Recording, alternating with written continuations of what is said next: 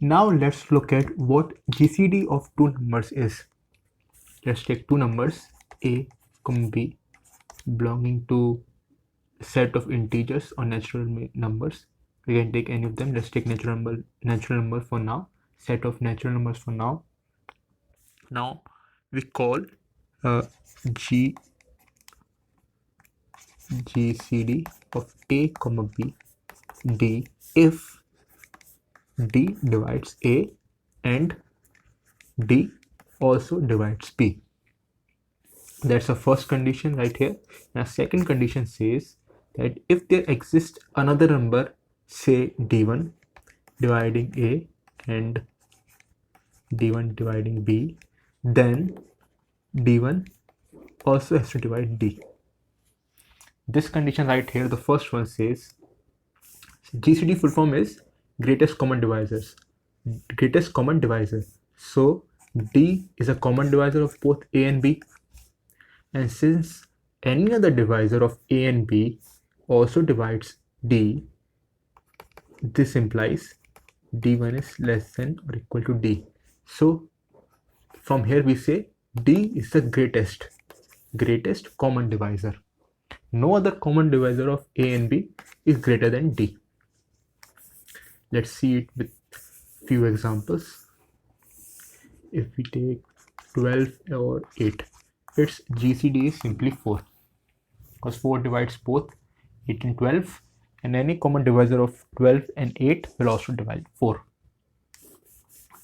And instead of writing GCD a comma b d, we will just be writing a comma b d.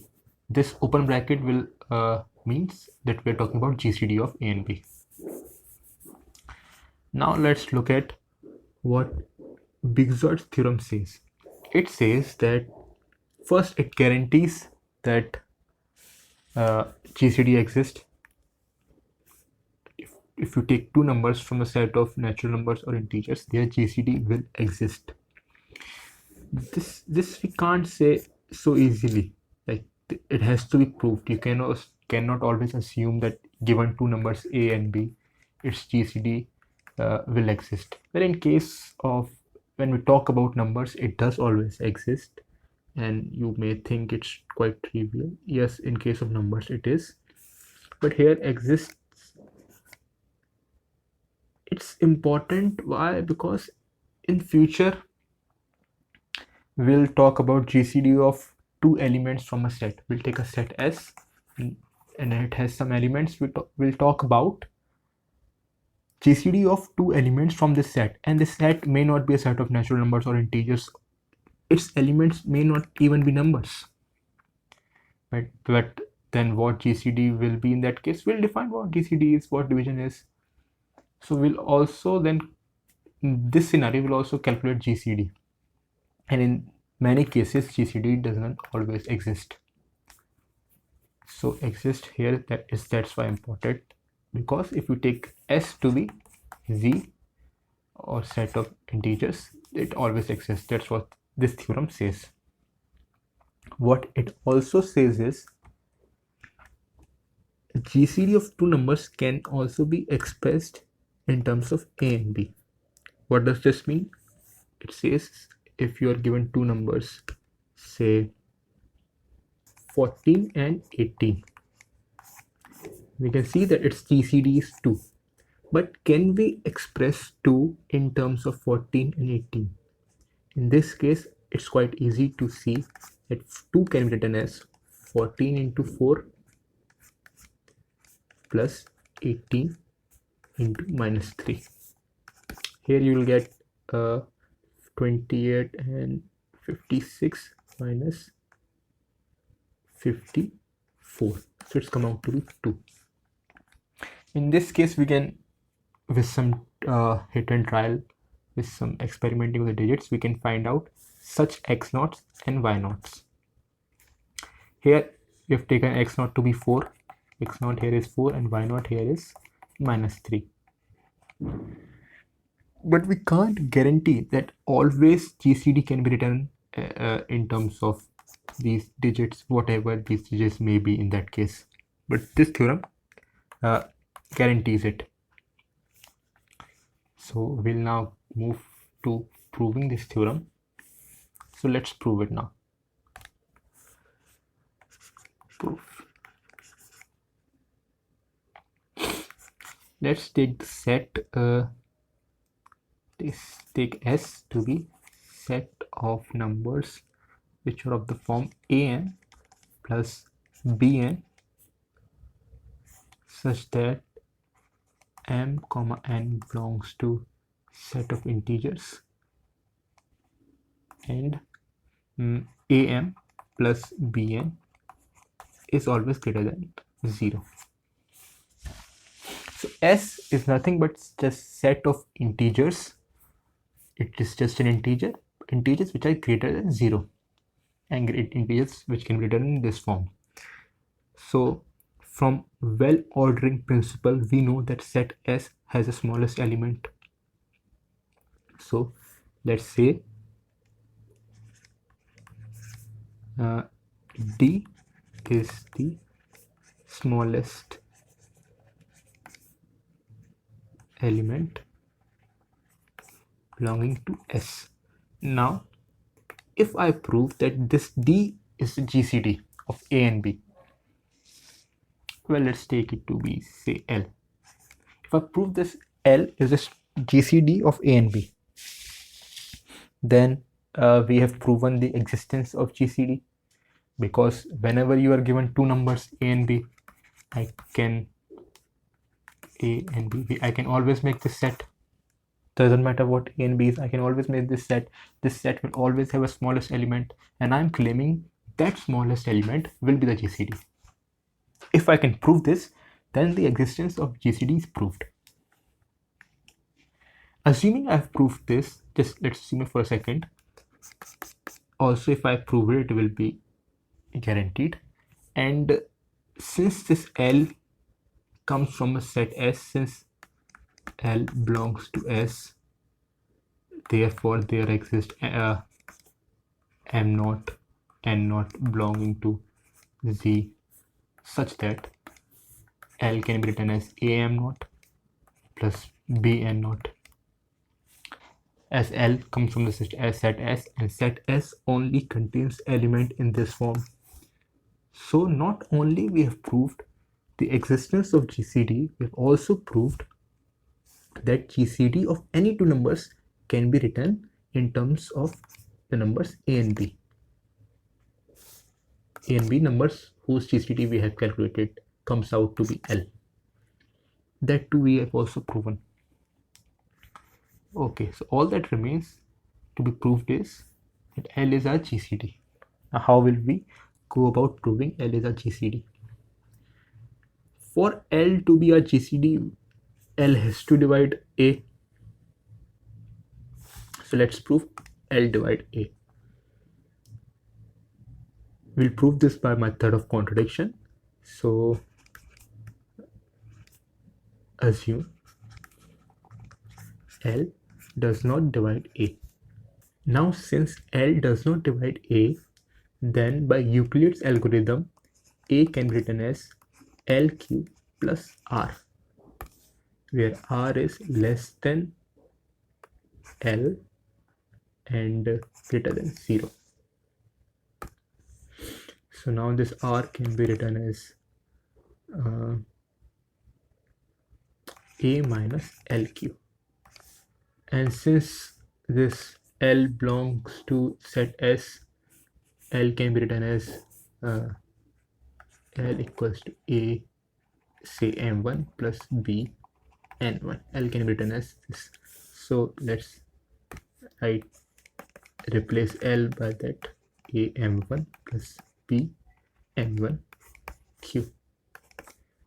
Now let's take A common from here, A1 minus Q M1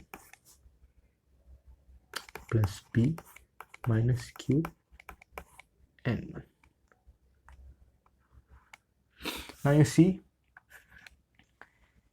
the R is now expressed in terms of A and B, and R is greater than 0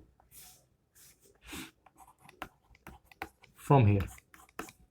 So then R has to belong with this, implies then R has to belong to S. R belongs to S. But we assume that L is the smallest element belonging to S. And here it is written that L is less than S. So this gives us contradiction. So we've got a contradiction now. So which means our assumption was wrong. So L has to divide A. Therefore, let me just scroll down. This implies L divides A. Now with similar argument, I can prove L divides P. Again say L does not divide B, and then do all the corrections that get a contradiction, then it will imply L divides P. Similar argument, same procedure will go on. Similarly, L divides P. So now the first condition I've proved of GCD, which is common divisor. Now I have to prove that any other common divisors of A and B will also divide L. Okay, so let's prove that. Now we saw that L can be written as A, what to take here, M1. Okay, A M1 plus B M1. Okay, and say, let's take some other elements. Say there's another number L1 which divides both A and B. Now since L1 divides both A and B, then L1 divides A M1 plus B N1. This we have seen in our previous videos. This can be done, which implies L1 divides L. So this, our second condition of GCD, is also proved. This combined gives us that GCD of A comma B is L. So we have now proved that this smallest element, the smallest element of this set, is the GCD. So, and L is in terms of this. So GCD of any numbers can be expressed in terms of A and B. A and B are the numbers which we took earlier, whose GCD we calculated. So this theorem is proved now. Okay, so let's see with the example how we can find what's the algorithm. We have proved that any number, this GCD can be written in terms of A and B. But what will these x0 and y0 will be? That we have no idea about how to calculate x0 and y0. So let's see how to calculate x0 and y0. We'll do this with an example. I'll give you an algorithm. That algorithm will always work, no matter what numbers you take.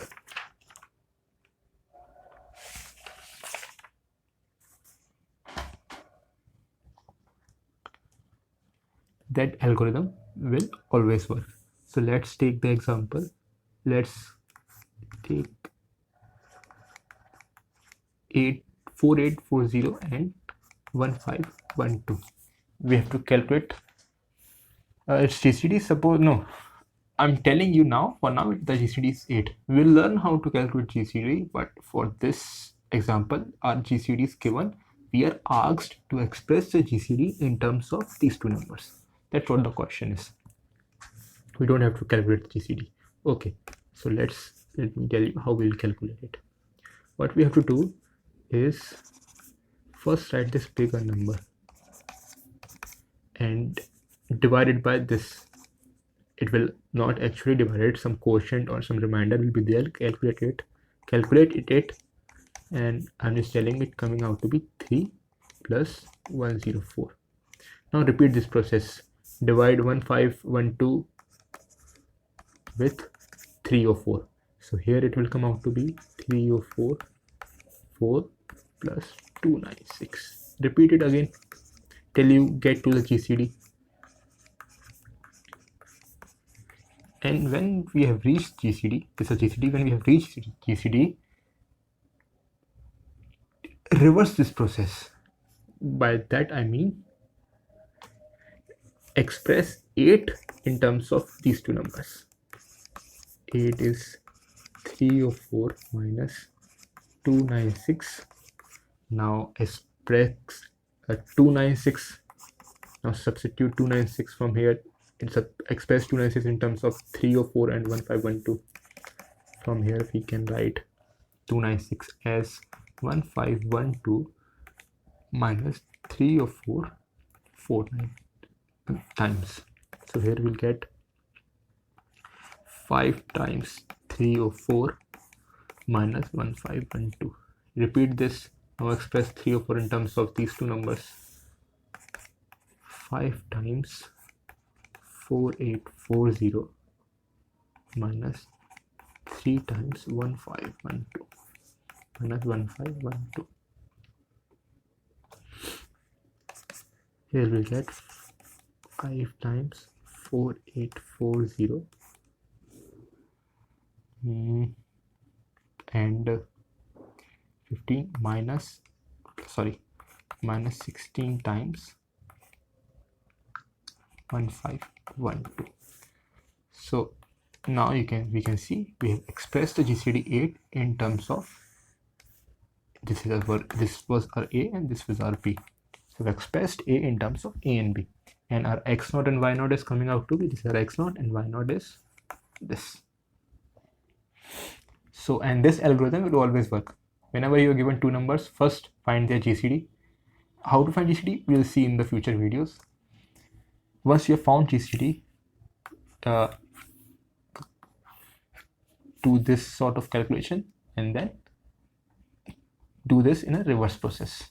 Express 8 in terms of these two numbers, then just do similarly how I've done. In all cases you can do this, and in all cases you will find your x0 and y0.